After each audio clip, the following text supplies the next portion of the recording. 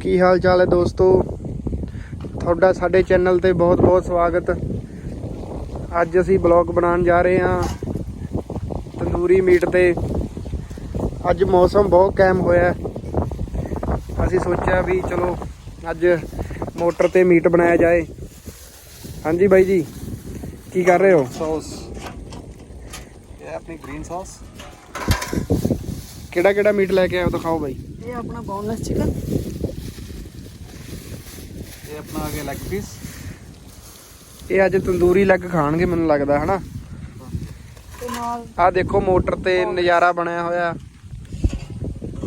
ਠੰਡੀ ਠੰਡੀ ਹਵਾ ਚੱਲਦੀ, ਨਾਲ ਜੰਗਲ ਵੀ ਹੈ, ਜੰਗਲ ਚ ਆਉਂਦੀ ਠੰਡੀ ਠੰਡੀ ਹਵਾ।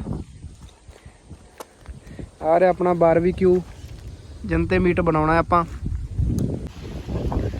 ਬੰਦੇ ਸਾਡੇ ਸਮਾਨ ਇਕੱਠਾ ਕਰ ਰਹੇ ਨੇ ਹੌਲੀ ਹੌਲੀ।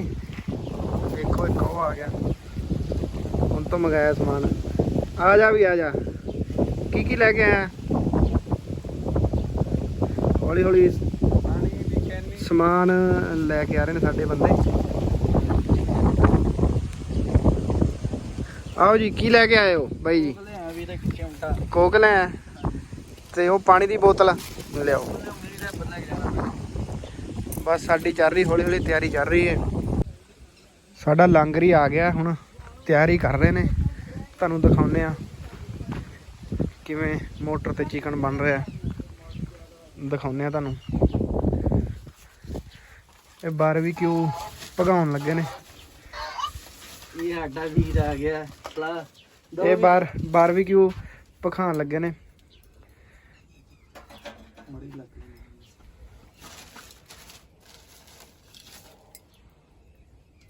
ਬਾਹਰ ਬਹੁਤ ਤੇਜ਼ ਹਵਾ ਚੱਲ ਰਹੀ, ਬਾਹਰ ਤਾਂ ਕੰਮ ਬਣਨਾ ਨਹੀਂ ਨਾ।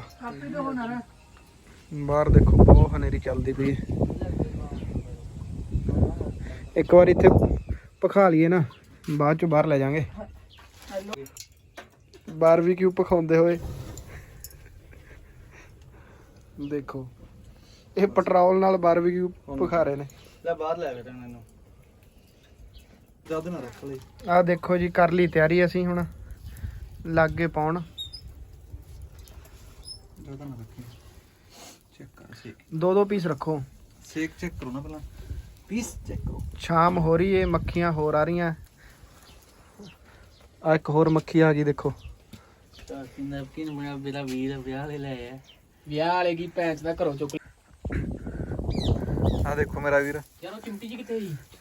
ਬੰਦੇ ਮਾਰੋ ਮਾਰ ਲੱਗੇ ਹੋਏ ਨੇ। ਲਿਆਓ ਵੀ ਲਿਆਓ ਖਾਣ ਨੂੰ, ਲਿਆਓ। ਫਿਰ ਬੰਦੇ ਵਿੱਚੋਂ ਬਹੁਤ ਹੀ ਉਤਾਵਲੇ ਵੀ ਨੇ। ਲਿਆਓ ਬਣਾ ਦੇ। ਤੇ ਦੋ ਸਾਡੇ ਕੋਲ ਚੈਫ ਆ ਗਏ ਨੇ ਹੁਣ। ਤੇ ਇੱਕ ਸਰਦਾਰ ਜੀ ਥਾਲੀ ਫੜ ਕੇ ਬੈਠੇ ਨੇ। ਆਹ ਦੇਖੋ ਜੀ, ਬੋਨਲੈਸ ਤਾਂ ਲਾਤਾ ਹੁਣ ਨੇੜੇ। ਹੁਣ ਲੈਗ ਪੀਸ ਦੀ ਤਿਆਰੀ ਹੈ। ਆਹ ਪਾਈ ਜਾਂਦਾ ਮੁੰਡਾ ਲੈਗ, ਦੇਖੋ ਹੱਥ ਜੀ ਨਾ ਵੱਜ ਭਰਾਵਾ। ਇਹ ਲੈਗ ਦਾ, ਸਵਾਦ ਚ ਇਹ ਲੈਗ ਦਾ ਸ਼ੌਕੀਨ ਆ। ਹੁਣ ਲੈਗ ਪਾ ਰਹੇ ਆ, ਸਮਾਨ ਵਾਧੂ ਹੈ, ਖਾਈ ਜਾਂਦੇ ਆ। ਮੋਟਰ ਤੇ ਨਜ਼ਾਰਾ ਬਣਿਆ, ਸ਼ਾਮ ਦਾ ਟਾਈਮ ਹੈ।